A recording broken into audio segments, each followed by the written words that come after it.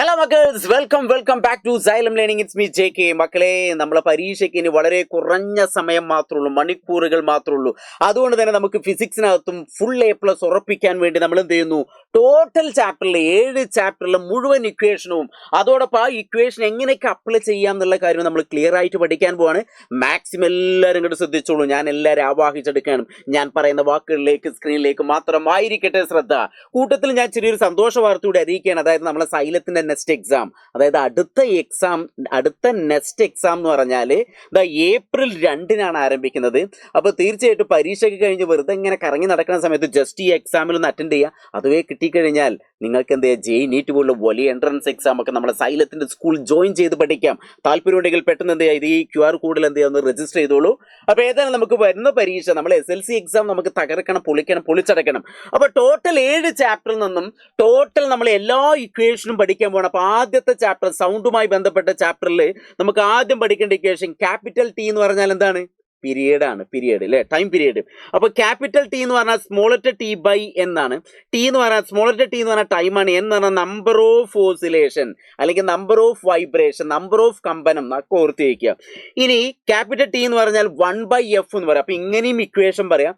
ഇനി ഫ്രീക്വൻസി ആണെങ്കിൽ F = N/T, അടുത്ത F = 1/T. അപ്പോൾ നിങ്ങൾ മനസ്സിലാക്കേണ്ടത് ഈ ടിയും അതേപോലെ തന്നെ F എന്ന് പറഞ്ഞാൽ ഇൻവേഴ്സ്ലി പ്രൊപ്പോർഷണൽ ആണ്. ടിയും F എങ്ങനെയായിരിക്കും? ഇൻവേഴ്സ്ലി പ്രൊപ്പോർഷണൽ എന്ന് ഓർത്ത് വയ്ക്കുക, അറിഞ്ഞു വയ്ക്കുക, ഓർത്ത് വയ്ക്കുക, പഠിച്ചു വയ്ക്കുക. അപ്പോൾ ഓർത്ത് വയ്ക്കുക. കൂട്ടത്തിൽ ടൈം പീരീഡിന്റെ യൂണിറ്റ് സെക്കൻഡ് ആണ്. പക്ഷെ ഫ്രീക്വൻസിയുടെ യൂണിറ്റ് എന്ന് പറഞ്ഞാൽ അത് ഹെഡ്സ് ആണെന്ന് ഓർത്തേക്ക്. ഈ കാര്യം കൂടി ജസ്റ്റ് എന്ത് ചെയ്യുക, നിങ്ങൾ ഓർത്ത് വയ്ക്കാം. അപ്പോൾ ഇതൊന്ന് എങ്ങനെയാണ് ചോദ്യം വരിക എന്നുള്ളത്. ഇപ്പോൾ ജസ്റ്റ് ഞാനിവിടെ ഒരു വേവ് ഇങ്ങനെ വെറുതെ തന്നിട്ടുണ്ട്, ഒരു തരംഗം തന്നിട്ടുണ്ട്. ഇവിടെ നമുക്ക് എപ്പോഴും നിങ്ങൾ ശ്രദ്ധിക്കേണ്ട ടൈം, ചില സമയത്ത് ഇവിടെ ടൈം ആവും തരിക, ചില സമയത്ത് ഡിസ്റ്റൻസ് ആവും വരിക. അപ്പോൾ ഇങ്ങനെ വന്നാൽ എങ്ങനെയാണ് കണ്ടെത്തുക എന്നുള്ളതാണ്. ഇത് നോക്കിക്കോ. ഇപ്പോൾ ഒരു example, 1 second, 2 second, 3 second, 4 second, 5 second, 6 സെക്കൻഡാണ് ഈ വേവ് സഞ്ചരിക്കുന്നത്. അപ്പോൾ ഇവിടെ ടോട്ടൽ എത്ര വേവ് ഉണ്ട്? 1, 2, 3 വേവ് ആണ് വരുന്നത്. അങ്ങനെയെങ്കിൽ ഫ്രീക്വൻസി കാണാൻ പറഞ്ഞാൽ F = N/T. F = എന്താണ് ഇക്വേഷൻ? N/T. ഇതല്ലേ നമ്മൾ ഇക്വേഷൻ. N എന്ന് പറഞ്ഞാൽ നമ്പർ ഓഫ് വേവ്സ് ഇവിടെ 3 വരുന്നുണ്ട്. അപ്പോൾ 3 എന്ന് കൊടുത്തു. ബൈ ടൈം എന്ന് പറഞ്ഞാൽ നമുക്ക് 6 സെക്കൻഡ്. അപ്പോൾ 1/2 എന്ന് കിട്ടി. ആൻസർ എത്ര?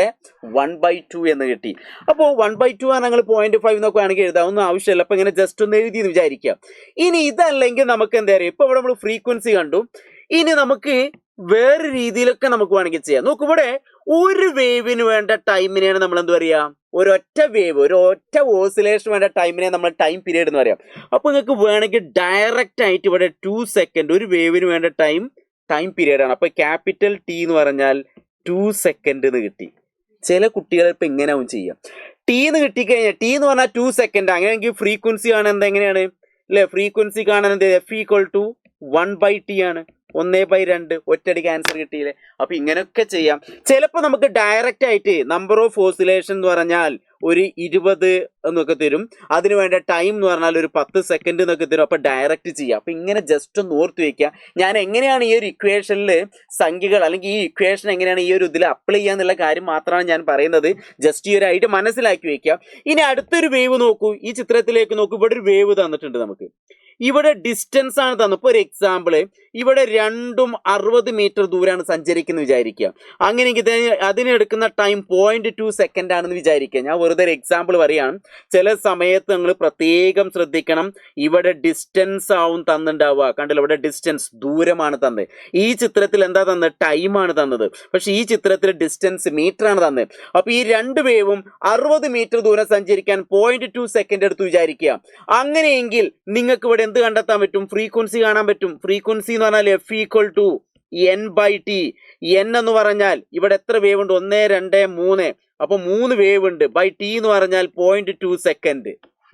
കണ്ടോ? അങ്ങനെയെങ്കിൽ നമുക്ക് എന്ത് ചെയ്യാം, ഇവിടെ ഒരു 10നെ കൊണ്ട് ഇൻറ്റു ചെയ്യാം അല്ലേ? ഈ 0.2 മാറ്റാൻ ഇവിടെ 10നെ കൊണ്ടും ഇവിടെ ഒരു 10നെ കൊണ്ടും. അപ്പോൾ നമുക്ക് 30/2 = 15 കിട്ടും. അതായത് 15 ഹെഡ്സ് ആൻസർ കിട്ടി അല്ലേ? ഇങ്ങനെ വേണമെങ്കിൽ നമുക്ക് ഫ്രീക്വൻസി കാണാം. ഇനി അതല്ല, നമുക്ക് ഓൾറെഡി ഇക്വേഷൻ V = F λ എന്നുള്ളൊരു ഇക്വേഷൻ ഉണ്ട്. ഈ ഇക്വേഷൻ വെച്ചിട്ടും നമുക്ക് വേണമെങ്കിൽ എന്ത് ചെയ്യാം, ഫ്രീക്വൻസി കാണാം.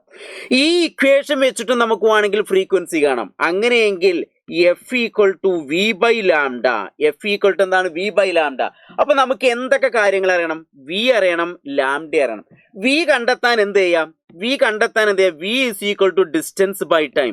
ഡിസ്റ്റൻസ് ഇവിടെ എത്ര ദൂരാണ്? 60 മീറ്റർ. അപ്പൊ 60 ബൈ ടൈം എത്ര? 0.2 സെക്കൻഡ്. അങ്ങനെയെങ്കിൽ ഇവിടെ ഒരു 10 കൊണ്ട് ഇൻറ്റു ചെയ്യുക, ഇവിടെ ഒരു 10 കൊണ്ടും. അപ്പൊ 600/2 എന്ന് പറഞ്ഞാൽ നമുക്ക് എത്ര കിട്ടി? 300 എന്ന് കിട്ടി. അപ്പൊ നോക്കുക, 300 മീറ്റർ പെർ സെക്കൻഡ് വി കിട്ടി. ലാംഡയും ആണെങ്കിൽ കണ്ടെത്താം. ചില ആളുകൾക്ക് ഇത് കേൾക്കുമ്പോൾ ഇങ്ങനെ ദേഷ്യം, പക്ഷേ ഇത് ഇങ്ങനെയൊക്കെ ചെയ്യാൻ പറ്റും. ഞാൻ ഈ ഇക്വേഷൻ ഏതൊക്കെ രീതിയിൽ അപ്ലൈ ചെയ്യാം എന്നുള്ള കാര്യങ്ങളാണ് പറയുന്നത്. നിങ്ങൾക്ക് ഏതാണോ ഈസി ആയി തോന്നുന്നത് അത് നിങ്ങൾ പഠിച്ചു വെക്കുക കേട്ടോ, അറിഞ്ഞു വെക്കുക. അപ്പൊ ഇങ്ങനെയൊക്കെ ചെയ്യാൻ പറ്റുമെന്ന് ഞാൻ പറഞ്ഞുതരാം. നമുക്ക് വേണമെങ്കിൽ നേരിട്ട് ഓസിലേഷന്റെ എണ്ണവും അതിന് ടൈമിനെ കൊണ്ട് ഹരിച്ച ഫ്രീക്വൻസി കിട്ടി. ചില സമയത്ത് നമുക്ക് v equal to F lambda വെച്ചും വേണമെങ്കിൽ ചെയ്യാം. ചില കുട്ടികൾക്ക് അതാവും ഈസി വരിക.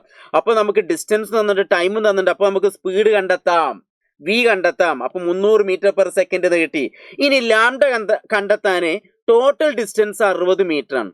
അതിൽ എത്ര വേവ് വന്നു? 3 വന്നു. അങ്ങനെയെങ്കിൽ ആ 60നെ 3 കൊണ്ട് ഹരിച്ചാൽ നമുക്ക് എത്ര കിട്ടി? 20 എന്ന് കിട്ടി. അപ്പൊ ഓരോന്നിന്റെ ഡിസ്റ്റൻസ് എത്രയാണ്? 20 മീറ്റർ. ഇതും 20 മീറ്റർ, ഇതും. അങ്ങനെയാണ് ടോട്ടൽ 60 മീറ്റർ ആയത് അല്ലേ? അപ്പൊ നോക്കുക, അപ്പൊ ലാംഡ എന്ന് പറഞ്ഞാൽ നമുക്ക് എത്ര കിട്ടി? 20 മീറ്റർ കിട്ടി. 20 മീറ്റർ കിട്ടി. അങ്ങനെയെങ്കിൽ നമുക്ക് എന്ത് ചെയ്യാം? F equal to V by lambda 300 by എന്ത് വരും? 20. ഈ 0 വെട്ടാം. 30/2 പറഞ്ഞാൽ 15 ഹെർട്സ്. കണ്ടോ?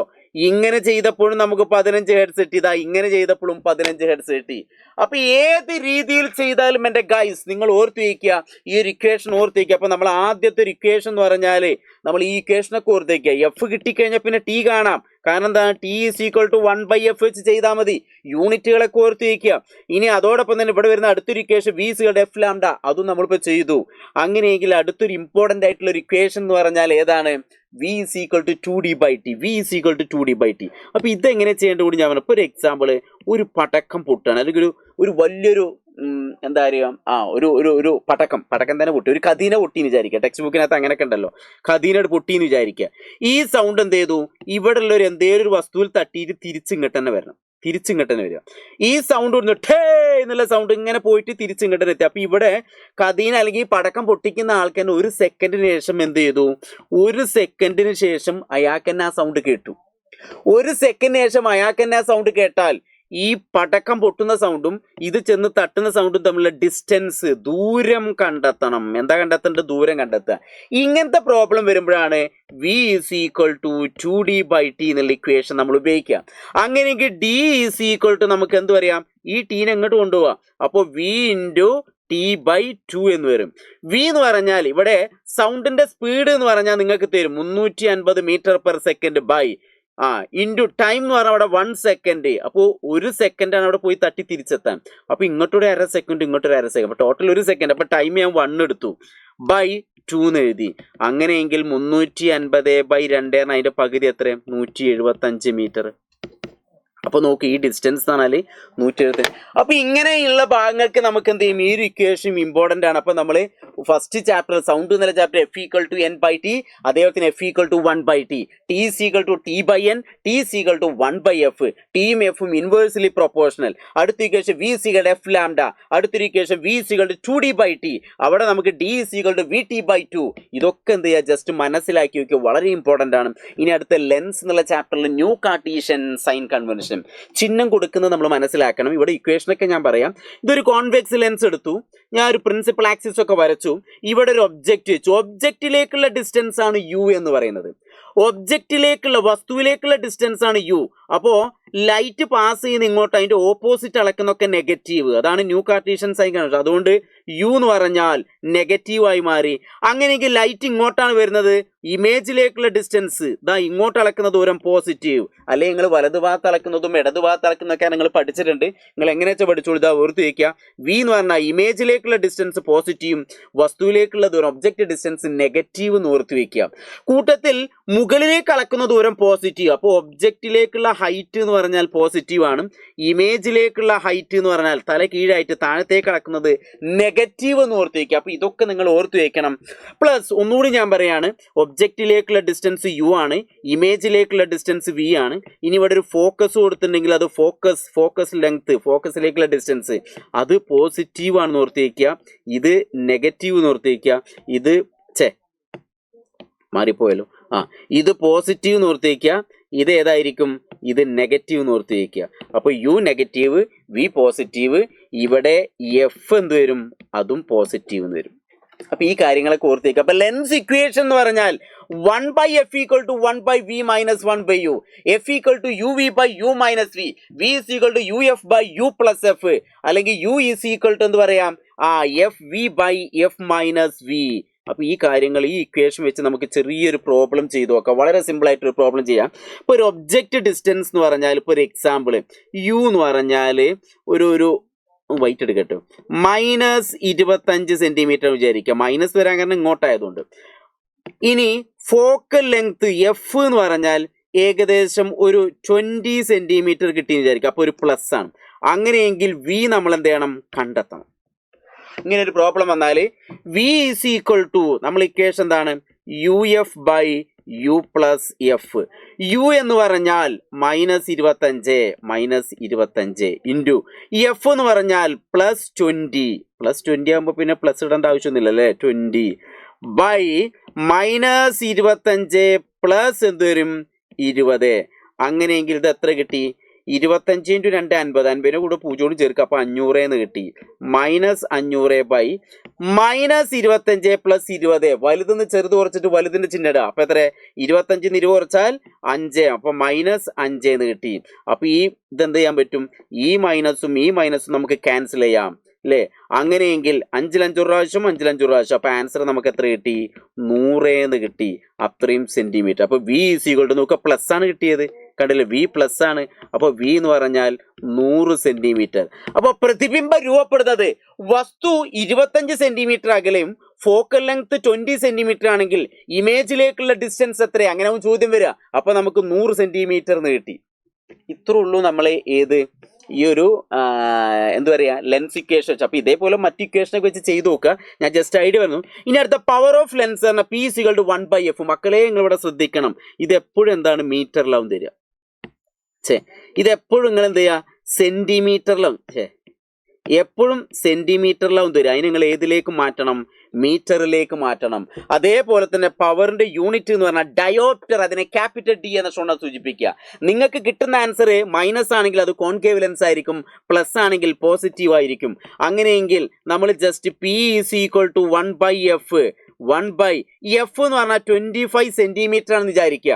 ആ 25 സെന്റിമീറ്ററിന് മീറ്ററിലേക്ക് മാറ്റാൻ 100നെ കൊണ്ട് ഹരിക്കുന്നു. അപ്പോൾ /100 എന്ന് കൊടുത്തു. ഇതിനെ നമുക്ക് എന്ത് ചെയ്യാം, നേരെ തിരിച്ചിട്ട് അല്ലേ, തിരിച്ചിട്ടൂടെ. അപ്പൊ 100/25 = 4D എന്ന് കിട്ടി. അപ്പൊ ഇങ്ങനത്തെ ഒരു പ്രോബ്ലം ഒക്കെ ചെയ്ത് പഠിക്കണം.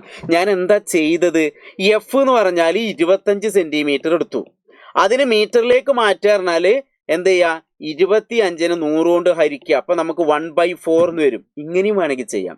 അങ്ങനെയെങ്കിൽ P = 1/f. അപ്പോൾ 1/4. അപ്പൊ ഈ 4 മുകളിലേക്ക് വരില്ല, അതായത് 4 എന്ന് കിട്ടി, 4D. അപ്പൊ അങ്ങനെയൊക്കെ വേണമെങ്കിൽ ചെയ്യാം. അപ്പൊ ഇക്വേഷൻ ഓർത്തേക്കുക, പവർ കാണാൻ ഇക്വേഷൻ P = 1/f. പവർ കാണാൻ ഇക്വേഷൻ P = 1/f. അടുത്ത മാഗ്നിഫിക്കേഷൻ ആണ്, ആവർത്തനം. Height of the image by height of the object. പ്രതിബിംബത്തിന്റെ ഉയരം ബൈ വസ്തുവിന്റെ ഉയരം ഓർത്തു വെക്കുക.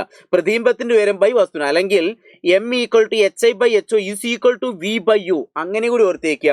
നെഗറ്റീവ് ആണെങ്കിൽ റിയൽ ഇൻവേർട്ട് ആണെന്ന് ഓർത്ത് വയ്ക്കുക, യഥാർത്ഥം തലകീഴായത്. പോസിറ്റീവ് ആണെങ്കിൽ വെർച്വൽ ഇറക്റ്റ് എന്ന് ഓർത്ത് വയ്ക്കുക. അപ്പൊ മാഗ്നിഫിക്കേഷൻ എന്ന് പറയുമ്പോൾ HI/HO. ചിലപ്പോൾ നമുക്ക് പ്രതിബിംബത്തിന്റെ ഉയരങ്ങളൊക്കെ തരും. ഈ ചിത്രത്തിൽ കണ്ടല്ലോ, പ്രതിബിംബത്തിന്റെ ഉയരം ഒരു 10 സെന്റിമീറ്റർ, വസ്തുവിന്റെ ഉയരം 10 സെന്റിമീറ്റർ, ഇതിന്റെ ഉയരം ഒരു 20 സെന്റിമീറ്റർ ആണെങ്കിൽ അല്ലേ? അപ്പൊ നമുക്ക് എന്ത് ചെയ്യാം, എങ്ങനെ ചെയ്യാം? പ്രതിബിംബത്തിന്റെ ഉയരം എന്ന് പറഞ്ഞാൽ ഒരു 20 സെന്റിമീറ്റർ ബൈ വസ്തുവിന്റെ ഉയരം ഒരു 10 സെന്റിമീറ്റർ. പ്രതിബിംബ തലകീഴായതുകൊണ്ട് നെഗറ്റീവ് കൊടുത്തു, സെന്റിമീറ്ററും വെട്ടി. അങ്ങനെയെങ്കിൽ -20/10 0 വെട്ടി -2 എന്ന് കിട്ടി. ആവർത്തനത്തിന് മാഗ്നിഫിക്കേഷൻ യൂണിറ്റ് ഇല്ല എന്ന് കൂടി ഓർത്ത് വയ്ക്കുക.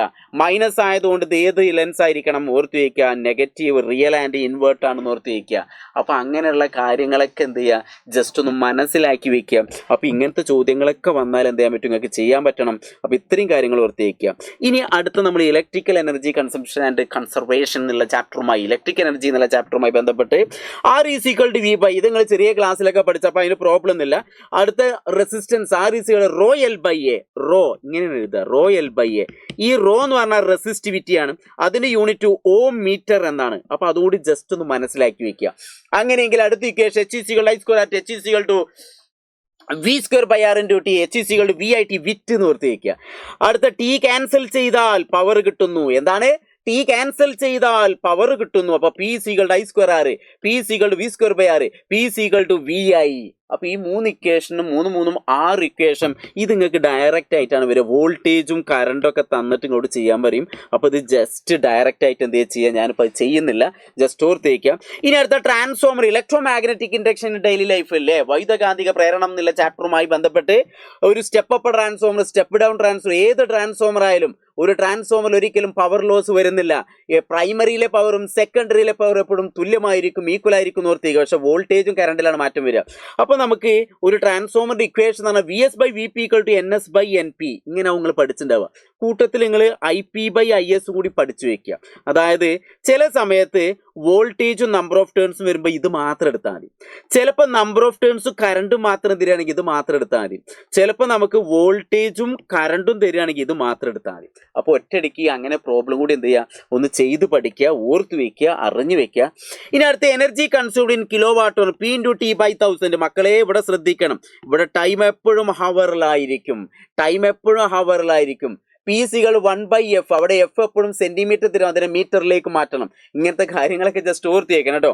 ഇവിടെ നിങ്ങൾ ശ്രദ്ധിക്കേണ്ട ഒരു കാര്യം, 1 kWh എന്ന് പറഞ്ഞാൽ നിങ്ങൾ പഠിച്ചിട്ടുണ്ട് 1000 വാട്ട് അല്ലേ. 1 kWh ഡാഷ് യൂണിറ്റ് എന്ന് പരീക്ഷയ്ക്ക് വരും. അപ്പോൾ 1 യൂണിറ്റ് ആണ്. അങ്ങനെയെങ്കിൽ 1 kWh ഡാഷ് ജൂൾ എന്ന് വരും. ഇത് പ്രധാനമാണ്. ജൂൾ എന്ന് കണ്ടാൽ ഒന്നും നോക്കണ്ട, ടൈമിനെ നമ്മൾ സെക്കൻഡിലേക്ക് മാറ്റണം. അപ്പോൾ 1 kWh എന്നാൽ 1000 വാട്ട്, അത് ഹവറാണ്. അപ്പൊ സെക്കൻഡിലേക്ക് മാറ്റുമ്പോൾ 60 × 60, 66 കൂടെ ഈ 5 0 ചേർക്കുക, അത്രയും ജൂള്. അപ്പൊ ഇതുകൂടി പഠിച്ചേക്കുക. 1 kWh 1000 വാട്ട്. 1 kWh എന്നാൽ 1 യൂണിറ്റ് എനർജിയാണ്. 1 kWh എന്ന് പറഞ്ഞാൽ 36 ലക്ഷം ജൂളാണെന്ന് കൂടി ജസ്റ്റ് എന്ത് ചെയ്യുക, ഓർത്ത് വയ്ക്കുക, അറിഞ്ഞു വയ്ക്കുക, പഠിച്ചു വയ്ക്കുക. അപ്പൊ ഇവിടെ നമുക്ക് ഇങ്ങനത്തെ ഒരു പ്രോബ്ലം വരാൻ ചാൻസ് ഉണ്ട്. ഒരു വീട്ടിൽ 500 വാട്ടിന്റെ ഒരു ഇസ്തിരിപ്പെട്ടി 1 മണിക്കൂറും 40 വാട്ടിന്റെ 2 ഫാൻ 8 മണിക്കൂറും 12 വാട്ടിന്റെ LED ബൾബുകൾ 10 മണിക്കൂറും പ്രവർത്തിക്കുന്നെങ്കിൽ, അപ്പൊ ഇങ്ങനത്തെ ഒരു പ്രോബ്ലം വന്നാൽ നിങ്ങൾ ചെയ്യേണ്ട ഇത്രേ ഉള്ളൂ. ഞാനൊരു ഐഡിയ പറഞ്ഞുതരാം.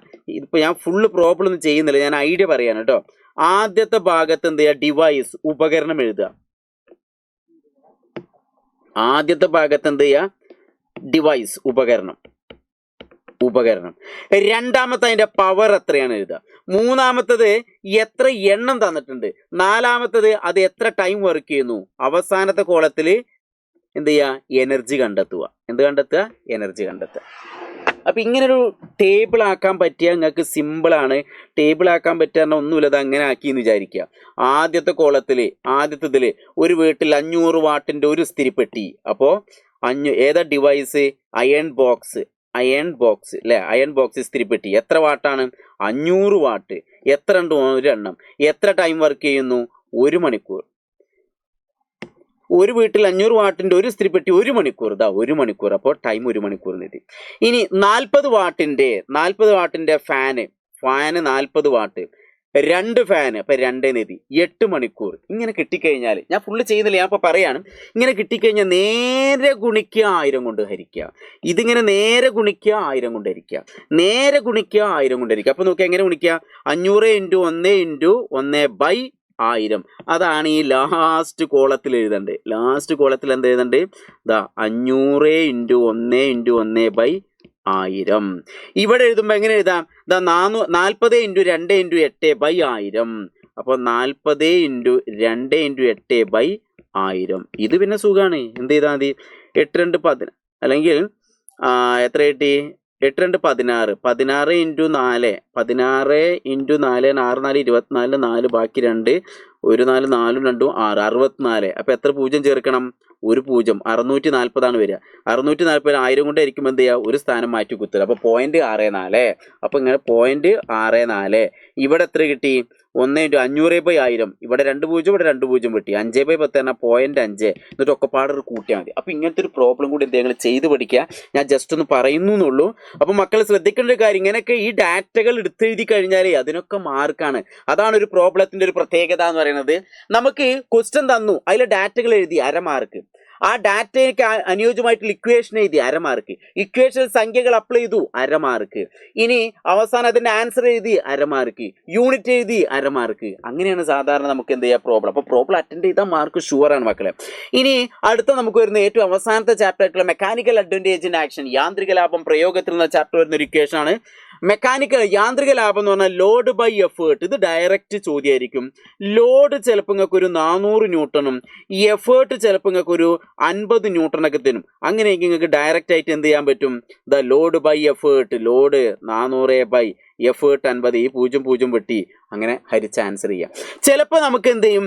ഈ EA/LA എന്ന് പറഞ്ഞാൽ, ഇപ്പോൾ നമ്മൾ ഒരു ലിവർ എടുത്തു വിചാരിക്കുക. ഇവിടെ ഫൽക്രം, ഇവിടെ ലോഡ്, ഇവിടെ എന്താണ്? എഫേർട്ട്. ഈ ഡിസ്റ്റൻസ് ആണ് EA, ഈ ഡിസ്റ്റൻസ് ആണ് LA എന്ന് പറയുന്നത്. അപ്പോൾ ഇതിൻ്റെ ഡിസ്റ്റൻസ് ഒക്കെ 10 സെൻറ്റിമീറ്റർ 10 സെൻറ്റിമീറ്റർ ഒക്കെ തന്നു. അങ്ങനെ കിട്ടിക്കഴിഞ്ഞാലും നമുക്ക് ഈ ഇക്വേഷൻ ഡയറക്റ്റ് ആയിട്ട് ഉപയോഗിക്കാം. അപ്പോൾ ജസ്റ്റ് ഒന്ന് ഓർത്ത് വയ്ക്കാം. ലിവർ പ്രിൻസിപ്പിൾ എന്നുള്ള ഭാഗത്ത് നിങ്ങൾ പ്രത്യേകം ശ്രദ്ധിക്കേണ്ട ഒരു കാര്യം, ലിവർ പ്രിൻസിപ്പിൾ ഇവിടെ ലോഡാണെങ്കിൽ ഇവിടെ എഫേർട്ടാണ്. അപ്പോൾ ഇവിടെയാണ് ഫൽക്രം വരിക. അപ്പോൾ ഇവിടെ പ്രത്യേകം ശ്രദ്ധിച്ചോളൂ, ഇതാണ് LA എന്ന് പറയുന്നത്, ഇതാണ് EA എന്ന് പറയുന്നത്. പ്രത്യേകം ശ്രദ്ധിക്കുക. അങ്ങനെയെങ്കിൽ ഇക്വേഷൻ എന്ന് പറഞ്ഞാൽ ഇവിടെ E into EA is equal to L into LA. അതിനെയാണ് നമ്മൾ ലിവർ പ്രിൻസിപ്പിൾ, ഉത്തോലക നിയമം എന്ന് പറയുന്നത്. അപ്പോൾ ലിവർ പ്രിൻസിപ്പിൾ ഓർത്തേക്ക് എന്താണ്? E into EA is equal to L into LA. ചിലപ്പോൾ നമുക്ക് പരീക്ഷയ്ക്ക് എന്ത് അറിയും? ഇങ്ങനത്തെ ഒരു പ്രോബ്ലം സാധാരണ വരാറുണ്ട്. എങ്ങനെ അറിയും? ഇതൊരു 200 ന്യൂട്ടൺ ആണെന്ന് വിചാരിക്കാം. ഈ ഡിസ്റ്റൻസ് ഒരു 10 സെൻറ്റിമീറ്റർ ആണ്, ഇതും ഒരു 10 സെൻറ്റിമീറ്റർ ആണ്. അങ്ങനെയെങ്കിൽ ലോഡ് കണ്ടെത്തുക. അങ്ങനെയെങ്കിൽ എന്ത് കണ്ടെത്തുക? ലോഡ് കണ്ടെത്തുക. അപ്പോൾ നമ്മൾ ഇക്വേഷൻ എന്ന് പറഞ്ഞാൽ E into EA is equal to L into LA. E എന്ന് പറഞ്ഞാൽ 200 ഇൻറ്റു EA എന്ന് പറഞ്ഞത് അവിടെ തന്നിട്ട് 10 സെൻറ്റിമീറ്റർ. അപ്പോൾ ഞാൻ അവിടെ 10 എന്ന് കൊടുത്തു. സീക്വൽ ടു L കണ്ടെത്തണം. LA എന്ന് പറഞ്ഞാൽ 10 സെൻറ്റിമീറ്റർ. അപ്പോൾ നമുക്കിവിടെ ഈ 10 നേരെ ഇങ്ങോട്ട് വന്നാൽ മതി. ഗുണിക്കണം എന്നുള്ള സമയത്തിൻ്റെ അപ്പുറത്തേക്ക് പോകുമ്പോൾ ഹരിക്കണം എന്നായിട്ട് മാറൂലേ. അപ്പോൾ നമുക്ക് എന്ത് പറയും? 200 into 10/10 is equal to L. ഈ 10 വിട്ടിയ L is equal to 200 newton എന്ന് കിട്ടി. അപ്പോൾ നോക്കുക, ഇതും എത്രയായി? 200 ന്യൂട്ടൺ. അപ്പോൾ ഇങ്ങനത്തെ ഒരു ലിവർ പ്രിൻസിപ്പിളിൽ ചിലപ്പോൾ എഫേർട്ട് കാണാൻ പറയും, ചിലപ്പോൾ ലോഡ് കാണാൻ പറയും. ഏതെങ്കിലും ഒരു 3 തന്നിട്ട് 1 കാണാൻ പറയും. ചിലപ്പോൾ എന്ത് ചെയ്യും? ഇത് 2 തന്നു, ഇതും തന്നു, ഇത് കാണാൻ പറയും. അപ്പോൾ അതൊന്നൊക്കെ ഈ ഇക്വേഷൻ കണ്ടെത്തിയാൽ മതി. അത്രേ ഉള്ളൂ, വേറെ ഒന്നുമില്ല. വേറൊരു പ്രോബ്ലം ഉണ്ട് കേട്ടോ. അതായത് ഇതിൻ്റെ വെയിറ്റ് ഇത് കാണാൻ പറയും. അപ്പോൾ EA എന്നുള്ളത് X എടുത്താൽ ടോട്ടൽ ഈ ലെങ്ത് തരും. അപ്പോൾ 100 - X ആണ് LA. അപ്പോൾ അങ്ങനെയൊക്കെ ഒരു പ്രോബ്ലം ചെയ്യാം. ഞാനൊരു കൗണ്ടന്റ് വീഡിയോ കിട്ടുന്നുണ്ടാക്കുന്നു, കണ്ടവർക്ക് ചിലപ്പോൾ മനസ്സിലാവും. അപ്പോൾ ജസ്റ്റ് അങ്ങനെ ഓർത്ത് വയ്ക്കുക. അടുത്ത വീൽ ആൻഡ് ആക്സിൽ നിങ്ങൾ പ്രത്യേകം ശ്രദ്ധിക്കുക. വീലിൻ്റെ ഇതിൻ്റെ റേഡിയസ് എപ്പോഴും വലുതാണ്. ഇതൊരു ഒറ്റ തവണ കറങ്ങാനാണ് 2πr. അപ്പോൾ ആക്സിൽ ഒറ്റ തവണ കറങ്ങാൻ 2πr സ്മോൾ r ആണ്. അപ്പോൾ ഇവിടെ കൊടുക്കുന്നതാണ് എഫേർട്ട്, ഇതിങ്ങനെ മുകളിലേക്ക് പൊങ്ങുന്നതാണ് ലോഡ് എന്ന് പറയുന്നത്. അപ്പോൾ നമ്മൾ മെക്കാനിക്കൽ അഡ്വാൻറ്റേജ് എന്നാൽ ക്യാപിറ്റൽ R/സ്മോൾ r, അല്ലെങ്കിൽ ഇവിടെ L into 2πr is equal to E into 2πr. കണ്ടല്ലോ, L into 2πr is equal to E into 2πr. അപ്പോൾ നമുക്ക് L/E is equal to R/r. ഇവിടെ എപ്പോഴും ശ്രദ്ധിക്കേണ്ടത്, ഈ R എപ്പോഴും വലുതായതുകൊണ്ട് മെക്കാനിക്കൽ അഡ്വാൻറ്റേജ് എപ്പോഴും എന്തായിരിക്കും? കൂടുതലായിരിക്കും. ജസ്റ്റ് ഇതൊന്ന് മനസ്സിലാക്കിയേക്കുക. അപ്പോൾ പരീക്ഷയ്ക്ക് വരുമ്പോൾ ഇതിൻ്റെ റേഡിയസ്, ഇതിൻ്റെ റേഡിയസ് എത്ര തരും? ഇതിൻ്റെ റേഡിയസ് ചിലപ്പോൾ ഒരു 6 സെൻറ്റിമീറ്റർ, ഇതിൻ്റെ ചിലപ്പോൾ ഒരു 3 സെൻറ്റിമീറ്റർ എന്നൊക്കെ തരും. പിന്നെ ഡയറക്റ്റ് ചെയ്തുകൂടെ? 6/3 അല്ലേ? അങ്ങനെ ചെയ്ത് അപ്പോൾ ആ ഒരു ഇക്വേഷൻ ഓർത്തേക്കുക. ഇൻക്ലൈനഡ് പ്ലെയിൻ ആകുമ്പോൾ നിങ്ങൾ പ്രത്യേകം ശ്രദ്ധിക്കേണ്ട മക്കൾ ഇതാണ്. എപ്പോഴും MA equal to mechanical advantage എന്നാൽ ലോഡ് ബൈ അല്ലെങ്കിൽ ലെങ്ത് ബൈ എച്ച്, L/H നിർത്തേക്കാം. ഇതാണ് അതിൻ്റെ ലെങ്ത് എന്ന് പറയുന്നത്. ഈ ലെങ്ത് കൂടുന്നതിനനുസരിച്ച് അവിടുത്തെ എഫേർട്ട് കുറയും. ഇതാണ് ഹൈറ്റ് എന്ന് പറയുന്നത്. അപ്പോൾ ഇവിടെ നമ്മൾ ഒരു ലോഡിനെ നിങ്ങൾ മുകളിലേക്ക് കൊണ്ട്, അപ്പോൾ ഇവിടെ കൊടുക്കുന്ന എഫേർട്ടാണ് ഈ എന്ന് പറയുന്നത്, അവിടെ കൊടുക്കുന്ന എഫേർട്ടാണ് ഈ എന്ന് പറയുന്നത്. പ്ലസ് അതോടൊപ്പം തന്നെ ഇവിടെ ഒരു ലോഡ് വരുന്നുണ്ട് അല്ലേ. ഈ എഫേർട്ട് ഇവിടെ എന്ത് ചെയ്യുന്നു, ഇത്രയും ലെങ്ത് ഇവിടെ നിന്നുള്ളൊരു എഫേർട്ട് കൊടുത്ത് ഇത്രയും ലെങ്ത് പോകണം. അപ്പോൾ ഇ ഇൻറ്റു എൽ, അതാണ് ഇവിടെ ഇ ഇൻറ്റു എൽ എന്ന് എഴുതിയത്. അങ്ങനെയെങ്കിൽ ഇവിടുന്ന് ഒരു ലോഡിനെ ഡയറക്റ്റ് നമ്മൾ മുകളിലേക്ക് കൊണ്ടുപോവുകയാണെങ്കിൽ ലോഡ് ഇൻറ്റു ഇത്രയും ഹൈറ്റാണ്, അപ്പോൾ എഫേർട്ട് കൂടുതലാണ്, അപ്പോൾ എൽ ഇൻറ്റു എച്ച്. അതെന്നാണ് നമ്മൾ L by E equal L by H. അപ്പോൾ നിങ്ങൾ മനസ്സിലാക്കേണ്ടത് ഇൻക്ലൈൻഡ് പ്ലെയിൻ ചെരിഞ്ഞ ഒരു പ്രതലം നോക്കുമ്പോൾ എൽ ബൈ എച്ച് നോർത്ത് വയ്ക്കുക. ചിലപ്പോൾ നമുക്ക് ഈ ലെങ്ത്തും അതേപോലെ തന്നെ ഈ ഹൈറ്റും തരും. അപ്പോൾ ഡയറക്റ്റ് ആയിട്ട് നമുക്ക് ഈ ഇക്വേഷൻ ഉപയോഗിച്ച് ചെയ്യാം. അപ്പം അങ്ങനത്തെ ഒരു പ്രോബ്ലം എന്ത് ചെയ്യണം, നമ്മൾ അറിഞ്ഞിരിക്കണം. അടുത്ത വെഡ്ജ് എന്ന് പറഞ്ഞാലും എന്താണ്, രണ്ട് inclined plane, double inclined plane കൂടി ചേർന്നാണ് ഒരു വെഡ്ജ് എന്ന് പറയുന്നത്. അപ്പോൾ അതിൻ്റെയും എൽ ബൈ എച്ച് തന്നെയാണ്. ഇവിടെ നമുക്ക് സിമ്പിളായിട്ട് ഇതൊരു 10 സെൻറ്റിമീറ്റർ വിടുത്ത് തരും, ഒരു 30 സെൻറ്റിമീറ്റർ ഇതിൻ്റെ നീളം തരും. അങ്ങനെയെങ്കിൽ എൽ എന്ന് പറഞ്ഞാൽ 30 സെൻറ്റിമീറ്റർ, ഹൈറ്റ് എന്ന് പറഞ്ഞാൽ 10 സെൻറ്റിമീറ്റർ, വെട്ടിക്കഴിഞ്ഞാൽ 3 എന്ന് കിട്ടി. അപ്പോൾ അങ്ങനെയൊക്കെ ഡയറക്റ്റ് പ്രോബ്ലം വരുള്ളൂ. അപ്പോൾ ലെങ്ത് കൂടിക്കഴിഞ്ഞാൽ, ആപ്പിൻ്റെ വെഡ്ജിൻ്റെ ലെങ്ത് കൂടിക്കഴിഞ്ഞാൽ എന്ത് മെക്കാനിക്കൽ അഡ്വാൻറ്റേജ് കൂടുന്നു എന്ന് ഓർത്തേക്കുക. സ്ക്രൂ ജാക്ക് എന്നുള്ള ഭാഗത്ത് നിങ്ങൾ ശ്രദ്ധിക്കേണ്ട ഒരു കാര്യം, ഇതും ഒരു ഇൻക്ലൈൻഡ് പ്ലെയിൻ പോലെയാണ് നമ്മൾ മനസ്സിലാക്കുന്നത്. അപ്പോൾ ഈ ഒരു ലെങ്ത് ഈ ഒരു ലെങ്ത്, അപ്പോൾ ലെങ്ത് ഓഫ് 1 ത്രെഡ്, ഒരു പീരീഡയുടെ നീളം, ബൈ പിച്ച് എന്ന് പറഞ്ഞാൽ ഇതിൻ്റെ ഇടയിലുള്ള ഈ സ്പേസ് ആണ്, ഇതിൻ്റെ ഇടയിൽ ഇതിനെ നമ്മൾ പിച്ച് എന്ന് പറയാം, കണ്ടില്ലേ, ഇതിനെ പിച്ച് എന്ന് പറയാം. അപ്പോൾ ആ പിച്ച് ചിലപ്പോൾ കണ്ടെത്താം. അപ്പോൾ കഴിഞ്ഞ പരീക്ഷയ്ക്ക് വന്നിരുന്നു, ഇതിപ്പോൾ ഒരു 30 സെൻറ്റിമീറ്റർ നീളം ഉണ്ടെന്ന് വിചാരിക്കുക, ഇതിൽ ഒരു 15 പിരികൾ ഉണ്ടെന്ന് വിചാരിക്കുക. അങ്ങനെയൊക്കെ ഒരു പിച്ചിൻ്റെ നീളം എങ്ങനെ കണ്ടെത്താം, 30/15 പറഞ്ഞാൽ 2 കിട്ടും. അപ്പോൾ ഇതിൻ്റെ ഇടയിൽ 2 സെൻറ്റിമീറ്ററിലാണ് വരുന്നത്. അപ്പോൾ അങ്ങനെയൊക്കെ പരീക്ഷിക്കുക. അപ്പോൾ ഇവിടെയും നമ്മൾ ഇക്വേഷൻ എന്ന് പറഞ്ഞാൽ ഈ കാര്യങ്ങളാണ് ജസ്റ്റ് ഓർത്ത് വയ്ക്കുക. ഇപ്പം നമ്മൾ ചെയ്ത് എത്ര മാത്രം എന്താ ടോട്ടൽ ഇക്വേഷൻ 7 ചാപ്റ്ററിൽ നമ്മൾ എന്ത് ചെയ്തു, 3 ചാപ്റ്ററിൽ ഇക്വേഷൻ വരുന്നില്ല, 4 ചാപ്റ്ററിലാണ് ഇക്വേഷൻ വരുന്നത്. ആ ടോട്ടൽ ഇക്വേഷൻ നമ്മൾ പറഞ്ഞു. ആ ഇക്വേഷനിൽ എങ്ങനെയൊക്കെയാണ് സംഖ്യകൾ അപ്ലൈ ചെയ്യേണ്ടത് എന്നുള്ള കാര്യങ്ങൾ പറഞ്ഞു. അതിനകത്തുള്ള ചില പ്രോബ്ലങ്ങൾ നമ്മൾ ചെയ്തു. ബാക്കി പ്രോബ്ലങ്ങളൊക്കെ നമ്മൾ ലൈവ് ക്ലാസ്സിൽ എന്ത് ചെയ്യും, ഡിസ്കസ് ചെയ്യും. അപ്പോൾ നിങ്ങളെല്ലാവരും മടിച്ച് നിൽക്കരുത്.